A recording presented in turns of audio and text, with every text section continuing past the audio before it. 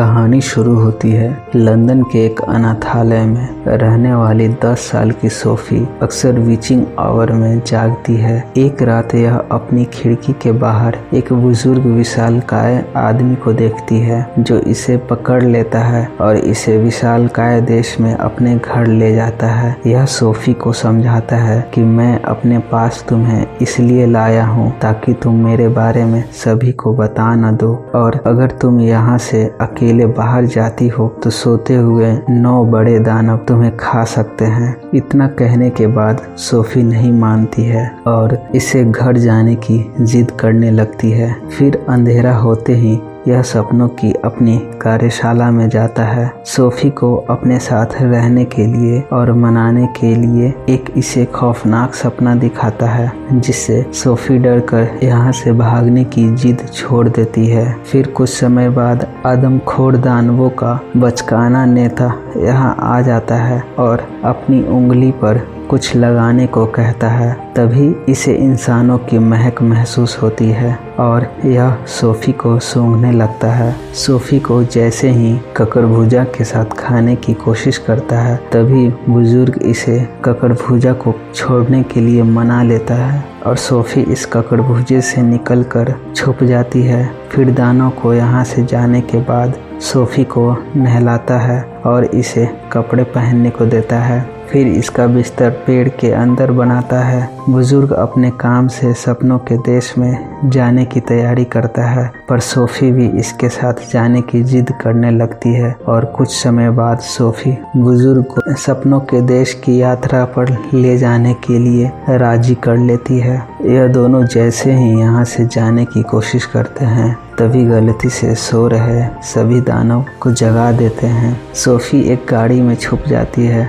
पर दानव का मुखिया बुजुर्ग को पकड़ लेता है और पकड़कर इसके साथ खेलने लगता है और बुजुर्ग का बहुत मजाक उड़ाने के बाद इसे छोड़ देता है। तभी बारिश होने लगती है और सभी दानव बुजुर्ग के गुफा में जाने लगते हैं। इधर सोफी को अपने बैग में लेकर बुजुर्ग यहाँ से चला जाता है। इन दोनों को यहाँ से जाने के बाद दानव का मुखिया सोफी का गिरा हुआ कंबल ढूंढ लेता है। इधर सपनों के देश में सोफी और बुजुर्ग अच्छे और बुरे सपनों को देखते हैं। कुछ समय बाद बुजुर्ग सपने को पकड़ने के बाद सोफी से अपना उपनाम द बिग फ्रेंडली जाइंट बताता है। फिर सोफी इसे BFG कहकर बुलाने लगती है। सोफी और BFG लंदन पहुंचते हैं। तभी सोते हुए बच्चों को अच्छे सपने फैलाने के लिए सपने की छड़ी का उपयोग करता है। दोनों जैसे ही विशालकाय देश में लौटने की कोशिश करते हैं, तभी सभी दानव इन्हें यहाँ दिखाई देते हैं और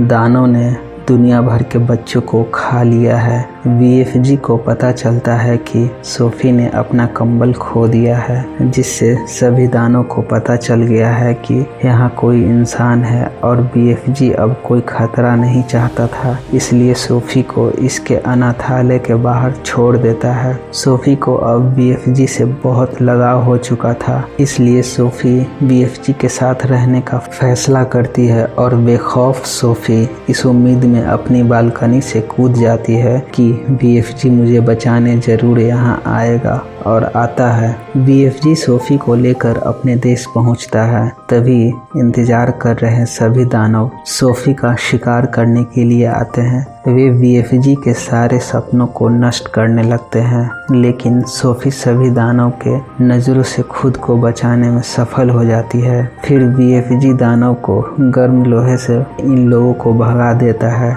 सोफी BFG के साथ रहने वाले आखिरी इंसान का घर ढूंढ लेती है, जिसमें उसके सामान के बीच महारानी विक्टोरिया का चित्र मिलता है। फिर सोफी BFG को एक योजना तैयार करने के लिए प्रेरित करती है।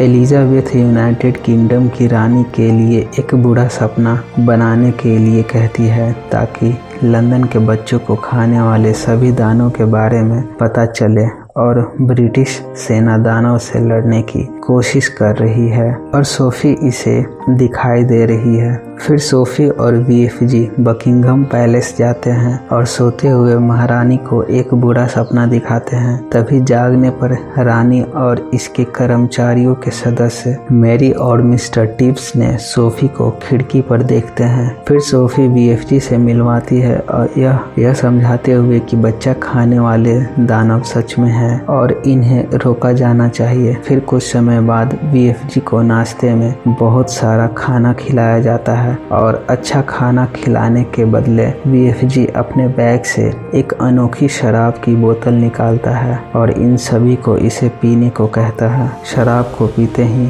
सभी लोग गैस छोड़ना शुरू कर देते हैं। फिर कुछ समय बाद सोफी रानी के सैनिकों को बीएफजी के देश में ले जाती है। बीएफजी और सोफी इन सभी दानों को एक बुरे सपने दिखाने की सोचते हैं, लेकिन बीएफजी अपने सपने दिखाने वाली छड़ी को खो देता है। सोफी बुरे सपने को लेकर खुद दानों के पास चली जाती है। तभी दानों का मुखिया जाग जाता है, पर सोफी इन सभी के ऊपर बुरे सपने छोड़ देती है। फिर सैनिकों के हेलीकॉप्टर द्वारा इन सभी दानों को पकड़ लिया जाता है और एक अलग थलग द्वीप पर ले जाया जाता है और सभी दानों को एक बेकार सी खाने वाली सब्जी और उसके बीज के साथ इस द्वीप पर छोड़ दिया जाता है। फिर मैरी द्वारा सोफी को गोद ले लिया जाता है और रानी के महल में रहने के लिए आती है। कुछ समय बाद बीएफजी के सपने से जागती है। इधर बीएफजी अपनी कहानी लिखता है और सोफी जब भी अकेला महसूस करती है, बीएफजी इसकी बातें सुनकर मुस्कुराता है और कहानी खत्म हो जाती है।